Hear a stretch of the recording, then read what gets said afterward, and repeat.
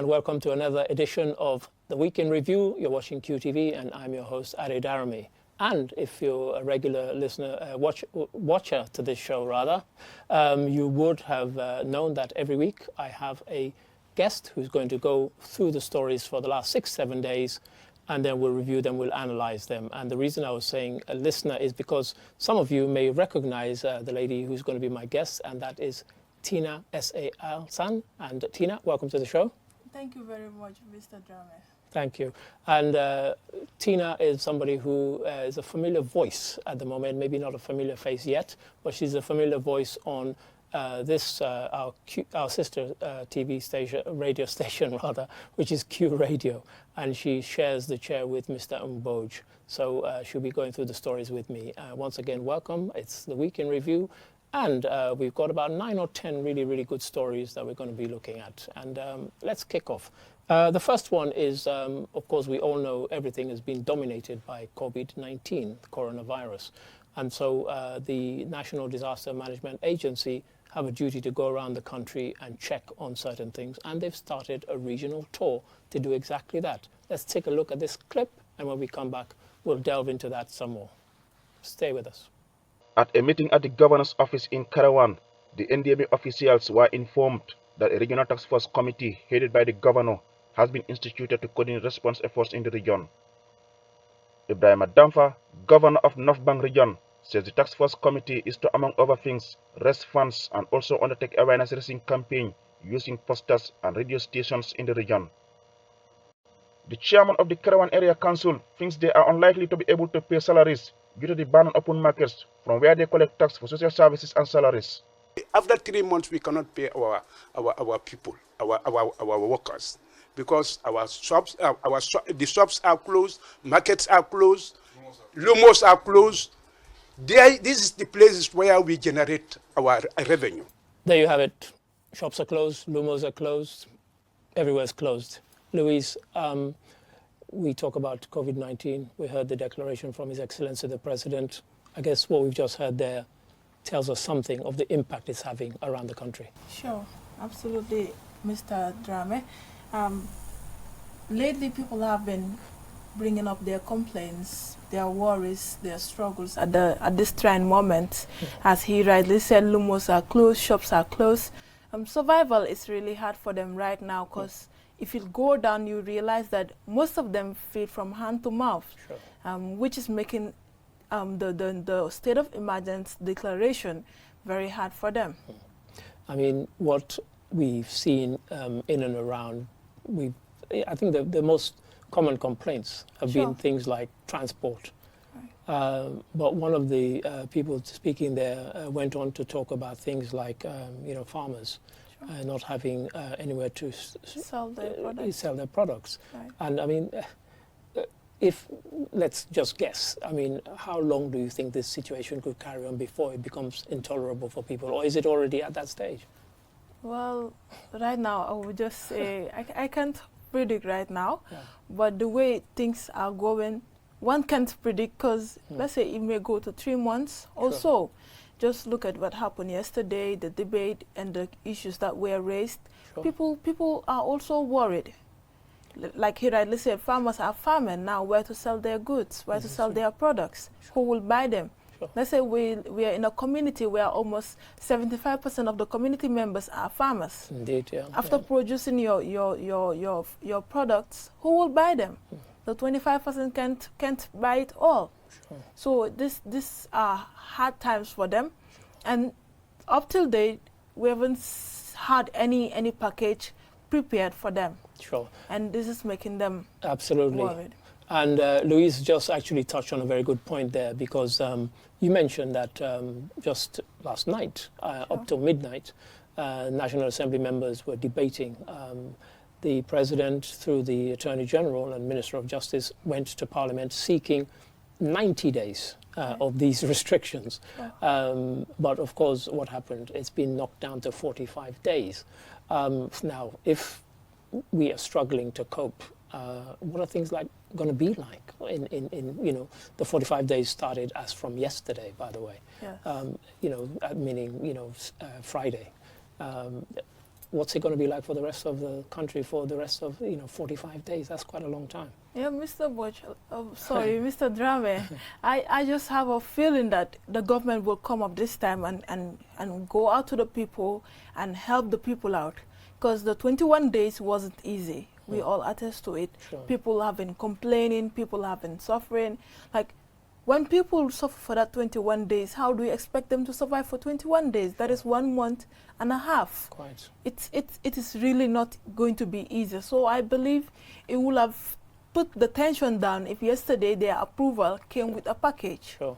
But it didn't come with a package. Yeah, well, this is it. I mean, it didn't come with a package, but the parliamentarians suggested a package. Sure. But also, I mean, one of the reasons why it went on so long was a couple of reasons, I guess. Well, maybe 3 reasons. One, about the legality of the declarations that have happened so far. Yeah. 2, about the length of time that was being sought. And I think 3, also, that the speaker seemed to allow every person who wanted to speak was given a chance to speak. Yes, yesterday it was really a long sitting. I was following. From 10 a.m. in the morning In till the midnight. morning, I was following, but I couldn't complete it because I just couldn't. You wimped out and you went to bed. So later that Yeah. I had to follow from people's comments Sure. to get myself connected. But you could see that the issues that were raised were very important as well. Like they were arguing that they didn't get the gazette. That's right. Yes, but mean, the in minister case said that it was It gazetted. was gazetted, yes. I mean, in case anybody is unaware, I mean, when you sort of pass a declaration like that, it has to be gazetted Sure. for it to be law. If it's Sure. not gazetted, it's not legal. Sure. And essentially what they were saying was that, people were going around closing shops, arresting people in some cases, when this had not been gazetted. But as you said, the minister said, yes, it had been It gazetted. And what was also interesting was that the declaration was made on the 27th by the president, but the sort of legal, it apparently was gazetted the day before, which is what has to happen. So Yes. it took effect from the day before the president actually spoke. Sure. I mean, but for the MPs who raised this, did you think it was a good thing to raise, or should they have been concentrating on the kind of more, what people would see as the more serious matter is that, trying to come up with a package for them? Yes, Mr. Drame. At one point, one could say the MP shouldn't have raised it at that moment because the issue at hand was the extension The of more the pressing issue, yes. That was the priority issue that they could have focused on. But it was a good thing that they brought it up because we are talking about holding our government to account. Of course. Exactly. And that's their duty. It's their job. It's their duty, absolutely. So you could see some effective work that those MPs are doing, that they are intact, they are aware of what are the things happening, they are not ignorant to it. As people will always ask, what is our MP doing? Sure. So from that end, you will say they have done well, they have raised it. But looking at the time that they raised it, you could have also said that wasn't the right time to I'm raise smiling it. because you said, people are looking at their MPs and saying, what are they doing? And to me, I got the sense that some of them were raising the points or making points for exactly that reason. Sure. They wanted their constituents to see that they were actually doing their job. Doing something. Absolutely. I felt the same. When I saw it, I tried to balance it on these two sides. Sure. I'm saying that, well, they're doing well because you could see they are aware. Sure. They are really not there for themselves.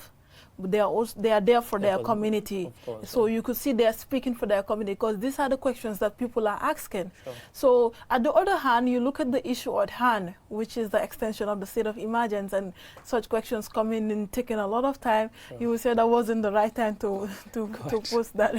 Okay, on that point, on whether or not it was the right time, let's look at another clip also from the NDMA tour, this time in the Central River region and the Upper River region. And again, you'll see from this clip why it's important. And we've kind of touched on the points that we're going to raise again anyway, but just have a quick look at this clip. At both CRR and URR, Rapid Regional Response Committees comprising members of diverse sectors are tasked with coordinating the COVID-19 response program in their respective regions. On the regional committees are subcommittees for security, surveillance, communication, and fundraising. However, in their different interventions, committee members complain that adequate resources are not available to strengthen surveillance and facilitate the smooth work of their committees. Bansang Community Radio Station, we're doing this free daily radio talk show with the health personnel from Bansang Hospital with the RHD.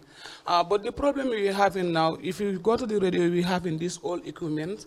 So equipment is our problem. When it comes to even mics, we are only having one functional mic. And then that mic at times will give you a problem. And then we don't have recorders even to record people. Now, there you heard the lady from Bansang Community Radio, and she was talking about they're being asked to go and help in this sensitization, but they don't have the equipment. Louise, were you surprised? Before you answer that, I'll tell you, I was quite pleased when I heard that around the country there are rapid response committees that have been tasked with the responsibility of actually doing exactly that rapid response. But were you surprised that these people are being asked, but they're not being given the resources? Well, Mr. Drame, I would say it's a good move from the NDMA, because from there they will get to find out these are some of the equipments not available, and in that way they will be able to assist. You can't assist someone when you don't know what the person needs. So from this, I wouldn't say I'm very surprised, but I would say it's a good move that the NDMA did. I mean, what I thought when I saw the piece, to an extent I agree with you that they're doing this tour to go around, because sometimes you want to see for yourself with your own eyes rather than take somebody's word for it. But I thought, we keep saying we live in a communications age, electronic age and so on. And I thought, why not get these people to Skype in or Zoom in to a call and tell you what the things are that they need, because by the time you've seen all of them, time is we're talking about rapid response. True. It doesn't sound like very rapid to me if you're sort of crawling around the country bit by bit. I mean, could they have made better use of electronic means of communication? They could have. Unfortunately for us in the Gambia here, I would say, they find it very hard to make good use of technology. Sure. Not only in this aspect, even when it comes to emailing, they find it very hard. Don't get me started on email, please. They will prefer you send them a hard copy, Sure. which is time-consuming, traveling from, let's say, Banjul to Brikama, just to send a single letter that you could have sent via email within some seconds. Yes, so you could see you are very right at that end, that they could have really saved time and communicated, so that if they are really going down, they can go with the equipments and give it to them. Sure. So that things will be very fast.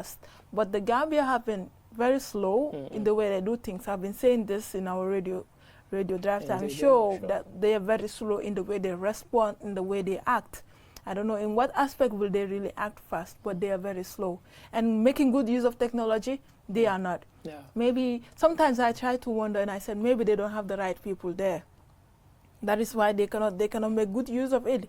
Because if I have an IT department and I didn't put an updated IT young expert in that position, I would really find it hard to work with in the world of technology. They could be IT and old, they don't have to be exactly. but you see the younger ones are at least building their capacity in developing themselves in the IT world. But I think it's a valid point that you make, and I think it also touches on something that's been discussed quite at length since this thing happened. We've said that it's a game changer in many ways. It's forcing us to change our habits about hygiene, personal hygiene, and even civic hygiene, keeping our environment clean. But also, the point you've just touched on, things like communications. We are seeing now that we can communicate better using tools that already exist. Nobody's asking anybody to reinvent the wheel. We're saying, look, the technology is there, use it. Reach out to all the GSM companies and ask them, donate something so that people in such and such a place can call in and have, virtual meetings. I sit in my office, my colleagues will tell you in the evenings after work, I'm having meetings with people all over the world. It can be done, and the technology is here. And so, in a sense, do you get that, do you think the lessons will be learned? Or if not, would you be making submissions to the likes of the NDMA and say, look, this thing is teaching you a lesson about how you can communicate better in the future? God forbid this should happen again. Absolutely. I think this is a lesson that they need to learn, not only for NDMA, but the government at large and the Gambian people at large. But I try to sit down and look at previous situation, things that happen, and the way they react now. Sometimes it seems like they don't learn. They just come out and tell the people we have learned from our lessons, and we won't go to that same route. But at the end of the day, you see them at that same route. And I still say, still the right people are not in the right places. That is why they cannot be on the right route to learn from their lessons. I mean, but still, we are not relenting. We are not relaxing. Sure. As people like myself observing, we are still putting it out. That you should learn your lesson. You could have done this way. You could have done this that other way. And the previous, like the groups that we have, we try to do the same thing for others to learn from that and move to another level. Because I believe that is the only way we can show others this is the way and that's not the way. Let's learn from this mistake and adjust ourselves. Like sometimes when I sit with the youths among my friends, we chat, and they say, no, we should change this, we should change this. They shouldn't do this, they shouldn't do that. Sure. I would just look at them and tell them, if you were there, what will you do? When they talk, you will see it's the same thing. They're not learning from mistake. All I could say, all I will always tell them is, the only way we can move ahead is for us to change the whole system. Sure. Learn from the mistakes and say, no, this is not the route. Let's try the other route and see what will happen. But if you all want to use that same route, we'll all fall in the same shoes, the same positions, that we will all sit at home, oh, they are not doing their job, this is not going well, that is not going well. Sure. When we are not also thinking well. The way I just sit down and said, okay, all these mistakes are happening. What is my role here? Is I need to take the other route. And that is the only way I feel things could be learned. And that people can learn from the mistakes, because I think, a very valid point that you've made there about learning from mistakes. But one of the things that always surprises me is that, again, with this kind of, we're boring people with, technological age and the internet and so on. But frankly, if you have internet access, that almost anything and everything you want to do, from how to build a car to how to build an atomic bomb, you can probably go online and find out how to do it. True. And also, how to do crisis communications, because disasters happen all the time, all over the world. And, governments and businesses come together and they work on what they call crisis communication. How do you communicate in a crisis? I don't get any sense that is being done here. And I wonder why not. Yes, Mr. Drame, I could remember during my PR class, PR lectures, when we were introduced to it, I saw some certain things, like when it comes to crisis management, and I told my lecturer, really, those PRs sitting in offices, did they really go through the PR class? Because if yes, they could have put all this into practice. With crisis management, you will not see them do that. You don't see them prepare. Any institution that has a PR need to prepare some crisis strategy. But you wouldn't see anything like that. Look at the government. When COVID-19 was spreading, and the reaction, what happened, like the reaction the government took towards it, it shows you that there was nothing planned for it. They didn't have any crisis plan, any crisis strategy. That's why everything came late, and before they could realize what was happening, the virus was already in the country and it was spreading. Indeed, and if anybody's wondering, I know people in the Gambia get sick of being compared to Senegal. But if you go online, YouTube or anything, just type Senegal over 2 years ago did a simulation of a chemical attack. And I know people have been sharing it, claiming that it's actually coronavirus, people coming off a plane and collapsing on the floor. But actually, it's a role play, it's simulation, but it looks very real. And that was 2 years ago. So that might help us understand why perhaps they've got quite a handle on it, in spite of the fact that they've had many more cases than us. But of course, it's a much bigger country. But thanks for that, Louise. And yes, I think some very pertinent points there. And we just hope that government are listening and watching. And on that note, I think it's a great time to go for a quick break. And when we come back, we'll be talking about the much talked about $500 million seed fund. Join us after this break, so don't go away.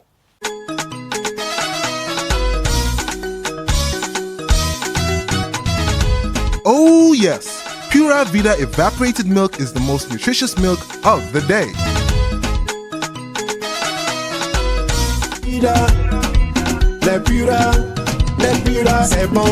Pura Vida milk contains 4 major nutrients to strengthen the bones, increases energy, improve growth, and helps with the vision. Pura Vida is highly nutritional and enriched with vitamin C and D. Pura Vida evaporated milk is available in most shops and supermarkets nationwide. Pura Vida is available in 170 grams and 410 grams. Pura Vida, evaporated milk of great preference.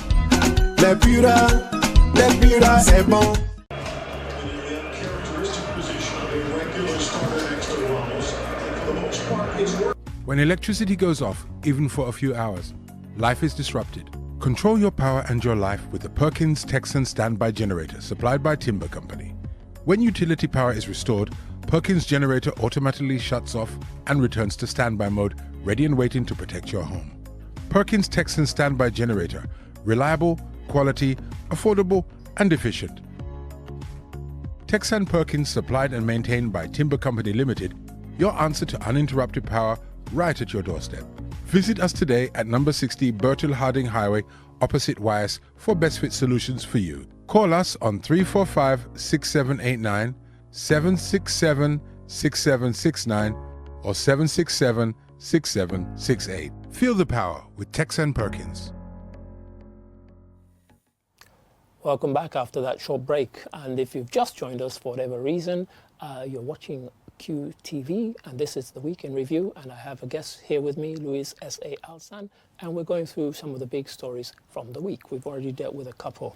Now, everything these days seems to be dominated by COVID-19, coronavirus, and this program has been no exception over the last few weeks. Now, the next thing we're going to look at is something that has been a great talking point. Watch this short clip, and then we come back. I don't think it'll need any explanation. Just have a look. Regards to what the $500 million is the government pledged, what it will be spent on. And it is not just test kits.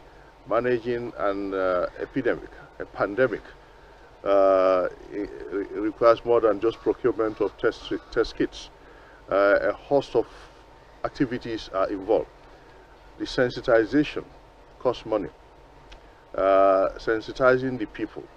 People need to be sensitized.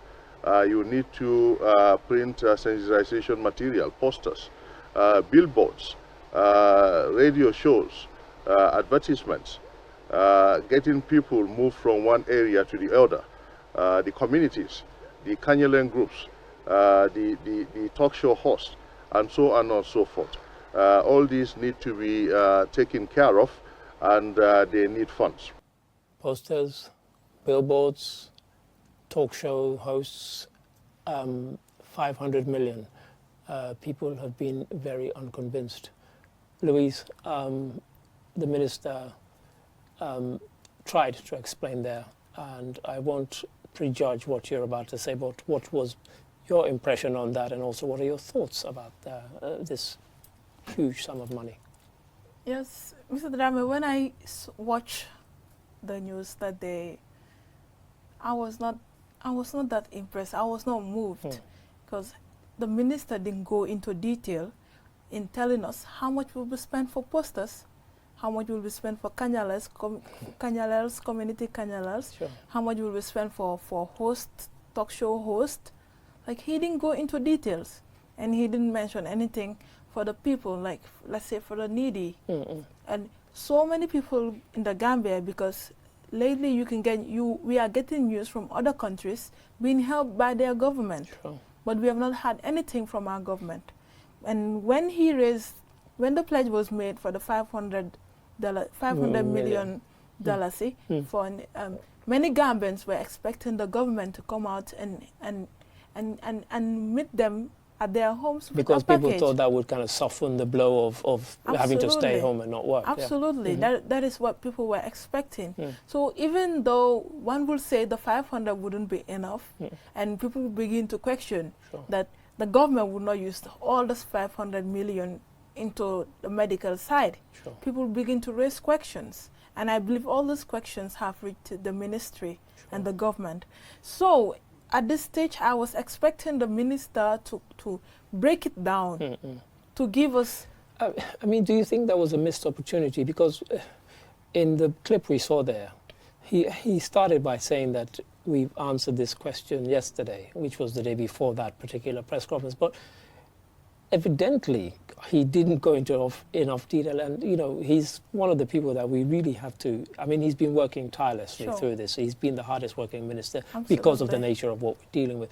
But do you think... I guess you've said it, you know, he should have gone into greater detail. Why do you think he hasn't, given all the rumors that are flying around? Yes, I believe he hasn't given us... He hasn't gone down into detail because maybe what he's saying is not the reality. We have heard the government telling us this money is going into this money is going into that. And at the end of the day, we don't see anything. People are not blind anymore. People are still seeing, and they won't continue to keep quiet, especially situations like this, when they need help and they are aware that the money is there and the money is not reaching to them.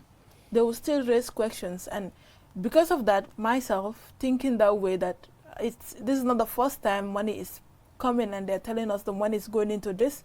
And at the end of the day, you won't see the worth of the money into what they said they have put the money into. And isn't that the point, that we live in very suspicious times? We're suspicious of everything. We're suspicious. We're even suspicious of the whole COVID-19 thing. So if our government says, you know, 500 million, suddenly people think, wow, where's it going? You know, we've been involved in a telethon here on QTV and carried by various partners. And people have been saying to us, you know, we want you to tell us where that money is. And we've promised that over the next 2-3 weeks, we'll be doing exactly that. We want to tell them where every butcher has gone. Surely they owe it to the... That is what I call transparency. At least people get to know where the money is going and they will appreciate it. But if you keep quiet and you don't tell people where the money is going, it will be disheartening for me to realize that, okay, somebody pledged $1 million, somebody pledged $2 million, and what... Like, I'm human, and my mind will think anyhow it wants to think. I would say they have shared the money among themselves. They have enriched themselves. And these are the things that people have been saying. If you were minister or the president, where would you want that money to go? Well, it's not going to be easy. What I know, I will consider the people. Everybody's giving them, you know, ideas of they're not doing it, they're not putting it in the right place. So what is the right place? I will still consider the people. Now that you have seen, we've got help from Jack Mark from China. Jack Mark. So I don't think they will say they need the money to buy test kits. That is out of it. All the equipment that you say, that is out of it. Maybe they could develop 2 or 3 quarantine centers. They reach out to community. Community outreach is really needed, and they can use the money to gather more medical health personnel to help in testing. Like the other time we're saying, you test more and more and more, and you'll be able to keep it, contain it, and do the contact tracing. You will need money for that. But still, since you don't want, we're preventing gatherings and people operating on their businesses, I will still do a package for them to stay at home. At least, if it's going to be a bag of, like, a 25-kilo bag of rice with at least a 10-liter gallon of oil, one could manage. They will understand at least the government is doing effort. Not all, but if the government is putting an effort, the little that I have will So, I mean, do you think things like subsidies for food, fuel, you know, people, because we've seen in the last day or so, it started with people giving sanitary stuff, but now we see people giving food. Should that be government's job instead? That, you know, going around giving food, rice, oil, and you know, taxi drivers, you know, charging people more because they're carrying less passengers? Should that be some of the places where the money should go? Looking at the state of the Gambia, Mr. Drame, I would say it's one of the responsibility of the government. But like I always say, we don't also have to relax and wait for the government to do it all. They can take the lead and others follow, but in this case, it's the other way around.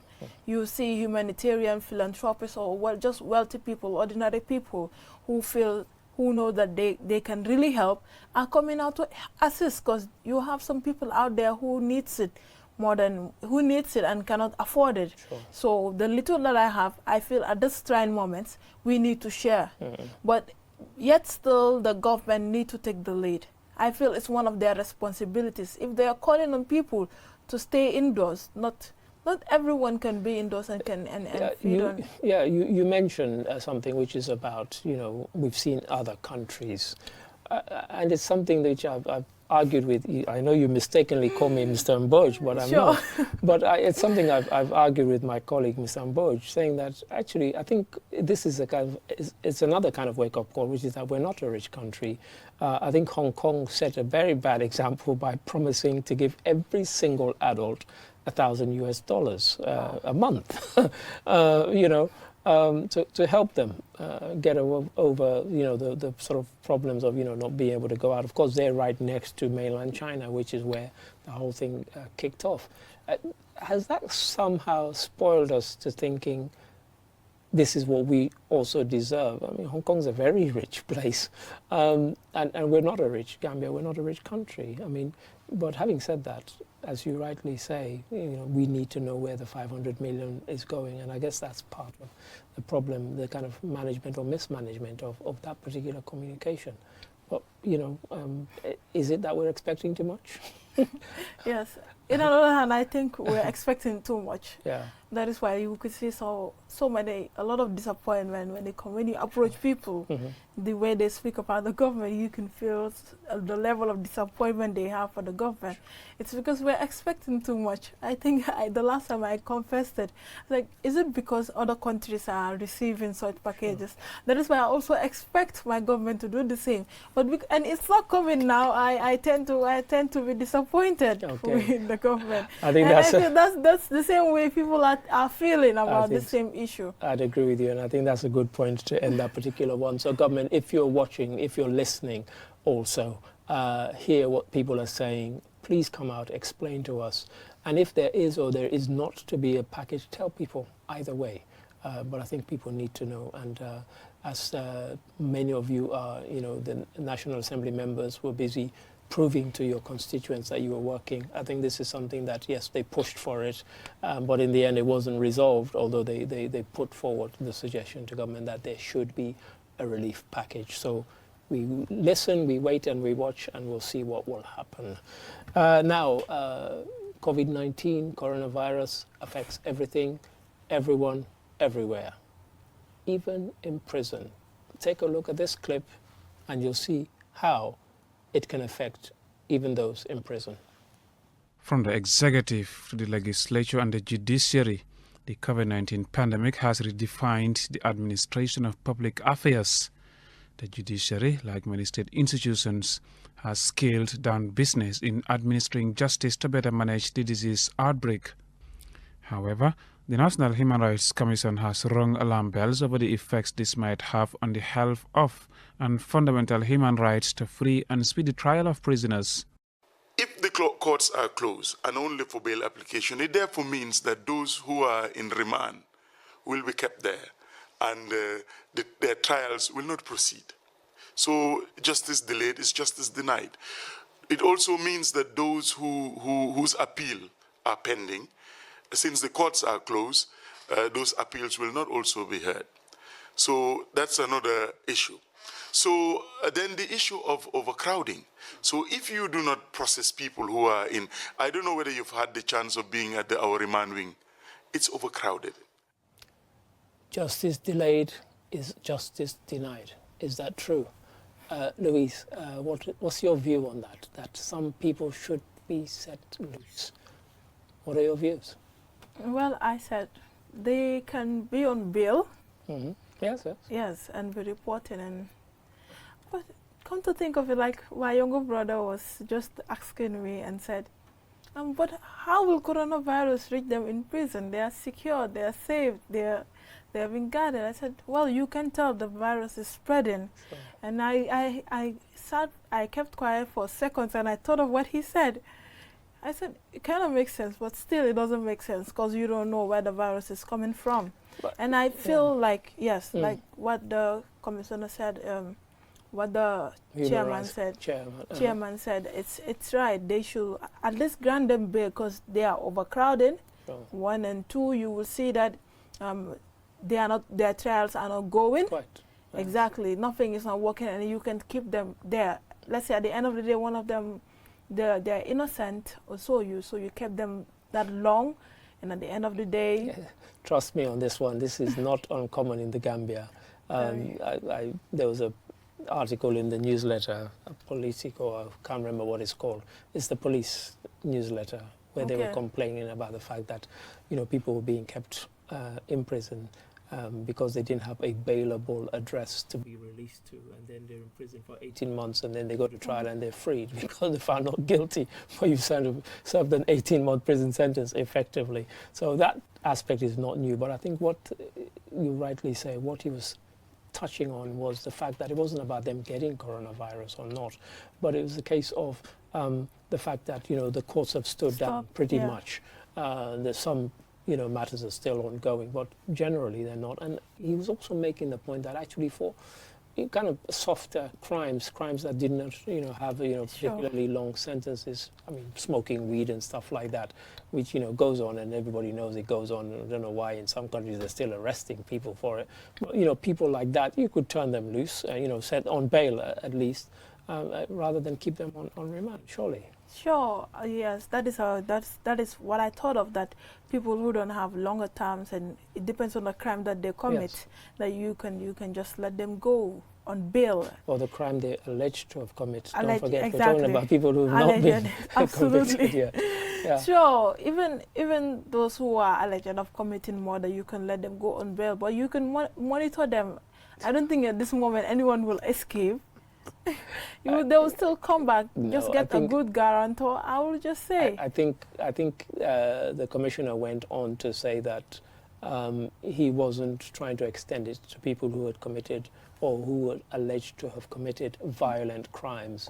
Because if, for example, somebody is an alleged murderer, they might go and tamper with witnesses, intimidate witnesses, or even kill witnesses. Right. So he didn't want to take that risk, and he didn't go that far. But there were others ones. He said, people who are on lesser charges that should be. But I think before he raised it, I don't think many people had even thought of it. I mean, had you? No, I hadn't. Even when I saw other countries releasing prisoners, I was like, okay, this is a good move. At least maybe they've learned, like, to me, always I tend to say maybe it was an accident. Sure. Like, I always feel they need to be forgiven. Maybe it was an accident. I think you're too generous. I think you're too generous. On that note, we'll leave that one there.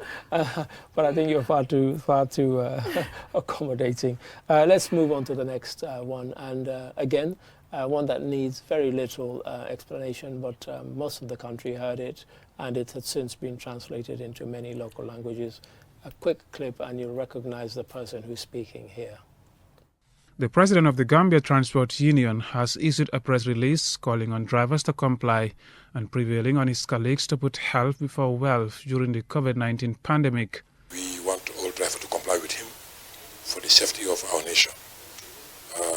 The COVID-19 is a concern, so we need to keep it serious. So that's why we told them, as a consultant, as a driver, they need to comply with him, so that we as a organization, we try to engage the government to see the way forward. In response to the presidential declaration, the Ministry of Transport has also put stringent health measures, among which are that passengers must wear face masks for self-protection and closure or restriction of traffic to non-essential services. The gentleman you heard at the beginning of that release is, that clip rather, is Mr. Cisse, the president of the Transport Union. And I say you'd recognize him because, of course, we had the spat recently with Senegal, and he was very heavily involved in negotiations. Now, Louise, you heard there about the impact on drivers, and we've kind of touched on it.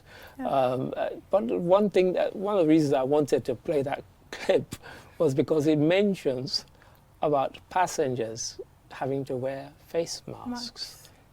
Have you, since the declaration was made, have you gotten into a commercial vehicle and worn a face mask? No, I've not. Have you been arrested? No. Is it a reasonable? Well, what one could say, even monitoring the public vehicles, Sure. taking more passengers than Yes. they are requested to. They are not even monitored. They are not arrested. They are moving freely with so much arrogance, attitude. Although some adhere. Well, I was going to say, I mean, you say they're moving around with arrogance and so on. I've seen the odd one or two who evidently are breaking those rules because they have more than half the permitted number. But I've also seen cases where they've been stopped and passengers told to get down, by the police. But have we got enough resources in terms of police manpower to do that across the nation? I doubt, because you could remember the last time when we had the talk in the radio, I said, from my observation, I saw the police monitoring on the highways. Sure. But when you go to the cornerways, you won't find them. Yeah, the back ways, you won't find them there. Like, I had an experience with a driver, because I told the driver what he was doing wasn't right. I entered the vehicle where there was only one space left if you abide by the rule. That is the 14-passenger van to carry 7. So it was 6 already, one and in you would front. have been number 7. Yeah, I was going to be number 7, so I entered. So we went like 100 meters, less than 100 meters, and the apprentice stopped to take 3 people. I told the apprentice, you're violating the rule. He just can't count. He ignored. Right. He ignored. We went further, he stopped to pick another. I told the driver, this is not done. Let's move, and the next police I see, I'm going to report you. Unfortunately, there was no police around. And the driver just stopped because I kept blabbing. The other guy entered the car and was talking that we shouldn't enter the car. I told him, you shouldn't have entered. I saw one person here sitting, that is why I entered. And it was already 6, that is why I entered. At first, a taxi came, but it was already 3, I couldn't enter. And I wouldn't enter even if the driver had stopped. But because there was a space, I entered. But you shouldn't have entered if you really know there was a rule passed. So the driver got angry and he said I should drop off his car. And I dropped off. I told him I'd rather walk and complete my journey than to risk my health. And you could see people in the vehicle by saying they don't have a choice. And you should have a choice when it comes to your health. But I think the points you raised there, Louise, just show how difficult. How really difficult it is actually to enforce that, and even in some cases to abide by it, because those passengers would have known that they were entering a vehicle that was already over the limit. So I think all of us have a part to play. Another clip here, and again you'll see this one, and it's about the impact on shops having to close or not. Have a quick look at this clip. Gambians have reacted with mixed feelings to the president's announcement of a public health emergency in fighting against COVID-19. Among the list of prohibitions in the decree was the ordering of non-essential shops to close to avoid unnecessary gatherings and outing. However, shops dealing in essential goods are exempted, but they have been strictly warned to maintain the prices of commodities. In the markets in Serekunda and Banjul, we found out that most of the non-essential shops are closed, with only few still refusing to adhere to the closure order. We can confirm that most of the wholesale shops are maintaining the price freeze ordered by government. What we can't independently verify is that how much the retailers are selling these goods for. However, the police PRO ASP Lamin Jai said their officers are in the markets monitoring and arresting violators. There you heard nice summation there, and this one, Louise, shouldn't detain us for much, because essentially when that was filmed, things have changed quite a lot. The shops that should not be open actually are not open in the main. Is that what you found? Yes, they are not opening. The last time I went around the market and I realized they were not opening. That they really observe it and they respect it, and that was a good thing. The good thing that they did. And also, but you still have some operating. Non-essential shops, they are still operating, acting stubborn. But I believe the police will do their job well. What's the kind of non-essential shops that you've seen that have remained open? It was a fashion shop. Why is that not essential? Well, at this moment, who will need to go and buy clothes? Yes, these are the things that you can get. Like, we all have our clothes, and at this trying moments, food is one of the things that people will really need to go for. And fashion shop, like selling clothes, brands, you can still hold on because you're encouraging unnecessary crowd and very unnecessary things. Mostly they don't sell daily like the food vendors do. Okay. And it's not like a need compared to food. I think you're right there. It's not like a need, as Louise says there, but as I said also, from the time that was filmed to now, you know, sort of 4 or 5 days later, as far as I've seen, a lot more of the shops that should be shut are shut. So let's hope it stays that way, and let's hope we all comply with the law. And we're going to take another quick commercial break, but as before, don't go away unless you're going to grab something and then dash back to your chair. Join us after this short break. tey nag sun street stock bi ak Inco la kaay la ñu xool liggéeykat bi ak bagage Inco. noo gisee bagage boo use ni bagage bi dëgër na garanti na yaaga na ak Inco dafa mel ni yaa ngi téye àdduna si sa loxo. non macha allah suma liggéey bi peeli Inco ak pusi Inco macha allah gaawal liggéey dara nga peel doo si soona. ñun welda mane de bagage Inco lañ dee gën a use because moo gën a wóor. ñun mi liggéey aluminium bagage Inco lañ dee gën a jëfoo cause mooy lu óor si ñun. ak Inco bagage yu baax leen amee te quality lii mooy seen brand lii mooy seen kola foo mu di gis bagage bu baax rek Inco la ma ne ak Inco su nekkee private sector la government sector individual képp koo xam ne rek da nga bëgg a sampa wala welda man nga maçon nga kapinta nga kaay Inco dinañ la jaay bagage yu baax te correct te seela te bagage yooyu noonu nag dafa ànd ak garantie ak Inco àdduna bi mu ngi si sa loxo.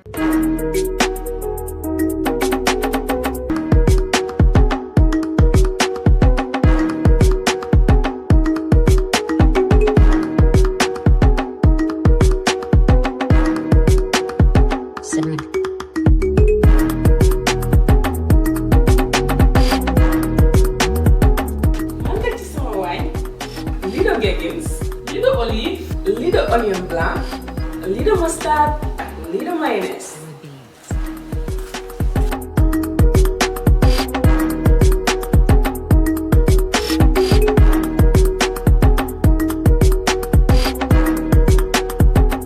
Little Kitchen Express, wàññi yëpp ay bànneex la.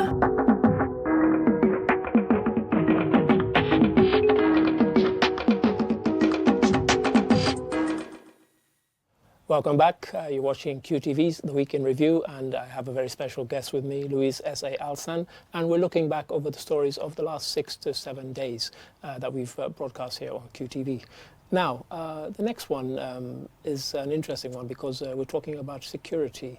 This is a time when our borders need to be safe and secure. Well, are they? Have a quick look at this clip, and when we come back, we'll jump into that story and interrogate that statement some more. Physical and public distancing, avoiding handshakes and regular hand washing are among WHO's recommendations to cope with the spread of the coronavirus. At the Banjul Barra ferry terminals, it seems the authorities still have a lot of work to do to improve some of the preventive measures. Hundreds of commuters crossing from the North Bank can be seen crowded in the waiting room. As the ferry arrives from Barra, people rushed out in numbers without observing safety measures or distancing. The same scenario was also observed at the Banjul waiting room. Banjul Barra ferry there. I smiled because I didn't see much in the way of social distancing. Louise, did you? The same thing. Were you shocked? I was. I was shocked when I saw it because I was expecting people to think much of their health. And I was just saying that maybe the market side they couldn't observe it because the last time I was just complaining of the market. And looking at the border side, I said security will take care of things. But when I mean, looking at those pictures, shouldn't the authorities, the officials, been regulating the way people came off more so that there would be that separation? That was my expectation. But when I saw the story, I was shocked. I was like, what is the security doing at that end? Because that's the border. That's where people move a lot. So they should be very strict and be regulating the distance and how people are coming out and the way they are going in. Sure. Let them maintain at least two, 3 steps. I always use steps as it is easier to understand than meters for people. So at least with that, I think people would have understood and just use that. They need the help of the security. Sure. Some of them are just ignorant, or some of them are forgetful, and some of them are thinking of their money and forget about their health. But the security could have been there to help them, to guide them. Sure. But when I saw this, I was shocked that this wasn't happening. Sure. And I share Louise's shock at that. And if you watch that just now, it's part of a tour by the immigration department. They're going around all the border posts to check on and see how safe and secure our borders are. That was on day 1 of that tour. It's a short tour. It's just 2 days for the whole tour. But it'll be interesting to hear and to see what recommendations they come up with and also what they find. So stay tuned to QTV News, and I'm sure you'll see us report on that. And now on to our next story. Gambians have been very, very generous in giving at this time, at a time of need, and from around the world. Have a quick look at this and we'll discuss it when we come back after this short clip. As the infectious COVID-19 disease continues to spread across borders, with the cases confirmed in Gambia, more donors and philanthropists from various sectors of society have come forward to contribute to help curb the further spread. Jere Jallo, alias Jizul, and his team Jizul Kingdom donated sanitary items including buckets for hand washings, hand sanitizers, soap and bleach, among others, to Bakau, Sukuta and Brikama health centers. We did it together, and together we can fight this virus. It's very crazy. A lot of things are stopped right now. Everybody's, panicked and all of that. But please, please, please, we don't have to be afraid. We can fight this. The only way to do it is by looking after ourselves and looking after people around us, which is washing your hands and using the sanitizer and staying at home. These are the only ways we can be able to fight the virus. The Scorpions vice captain and Sampdoria defender, Omar Colley, is the latest Gambian to respond to the clarion call in the fight against the coronavirus. The cash presented by the Gambia Football Federation through the Minister of Youth and Sports is another personal donation recently forwarded to government from a Gambian footballer. Lamin Kaba Bajo, president of the Gambia Football Federation, commended the giant step taken by the Scorpions vice captain, hailing him as a role model, and said the donation is part of their corporate social responsibility. And Mr. Colley, through his friend and his sister, and through the family, wanted to make this token donation. There you had it from 2 sectors, from music and from sport, giving to their country. I mean, you saw that. What was your thoughts when you saw Jizul and then Omar Colley had given? I was impressed. Honestly, I was. I looked at the type of people they are, very influential in our society, taking such step. Sure. Like, people will really get to connect and know something is really happening, to take it seriously, and to also inspire others who feel like they are on top of them. Sure. On top of the, as they call them, the small boys. Yeah. Yes, and it's like a challenge to me. I said, this is a really great move. Like, I'm really impressed. If I'm really able to gather a crowd and make millions, situations like this is the time that the people needs me. Sure. When I needed them, they came for me. Likewise, the football, when they need us, we all pack ourselves in the stadium. Sure. So situations like this is the time, like, they need to come out and reach out to us, because this is the time people need them. So I was so impressed with their move, and I'm looking forward seeing more of it from other stars in the country. I mean, what impressed me about Omar Colley, apart from the fact that this was a Gambian giving back to his country, was the fact that he gave $500,000. Sure. When we did the telethon, some businesses gave less than that. And so, it was really, really, well, it was kind of throwing down the gauntlet to people. And he was also, without making a point, but he was making a point, even if he didn't realize it, to say that let's not leave this to government. We all have a part to play if we can. And I think that was a really, really good message that we hope gets out there, surely. Sure. Like I was saying, we cannot leave the government to do it all, though they are the leading wants to take a step first, but you could see things are going the other way around. We are doing it before the government does. You could see other communities, some are donating food stuff. And Attack, the yes. musician today, has also donated food and sanitary items as well. Sure. So you can see now, that is why I said I look forward to seeing more from the stars. Because when they needed us, we were there for them. That's a good point to hold that one. Yeah.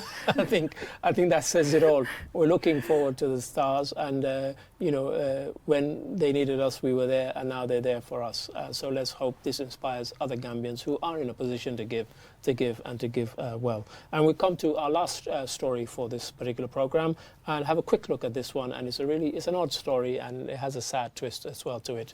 Just watch this clip. This has been going on for quite a while, as the thieves would come and steal on several occasions, and each time I have gone to the police to report the matter. On one occasion, I found a group of boys sitting at the Johnson, and I took a picture of them from my phone and took it to the police. I showed the picture to the police officers, who recognized one boy and claimed to have arrested him on several occasions, having been accused of stealing. He said the boys attacked his house on 4 occasions trying to set the house on fire, but had never previously succeeded. When he decided to take a picture of them and took it to the police, that's when things took change. Now, I chose that story for a couple of reasons. One, because it's quite a sad, tragic story that somebody has their house burnt down, but also to show people that even whilst we're having to deal with the kind of trauma of COVID-19, the coronavirus, bad things are happening around the country. Louise, I mean, you saw that. Quite a story. We've only had it from the homeowner's perspective, of course, but on the face of it, it looks like quite a bad thing that happened to him and his family. Yes, it is quite bad. I was shocked. I was like, who will dare go steal at the trying moments when people are struggling? You go and steal. So when I looked at the story, it was quite sad that we have some young people who are just there, not thinking of how to survive this challenging moment. Let's be sort of blunt about this. We only have that person's view on it and the information from him, which is that he took a picture, took it to the police did nothing, and these same individuals, because nobody's been arrested or charged as yet with the crime of arson. Okay. So, I mean, but it's a valid point you make. I mean, but did it surprise you that somebody says, I even took a picture to the police said, yes, this person is a known thief, we've arrested him several times, but they didn't feel the need to actually make an arrest?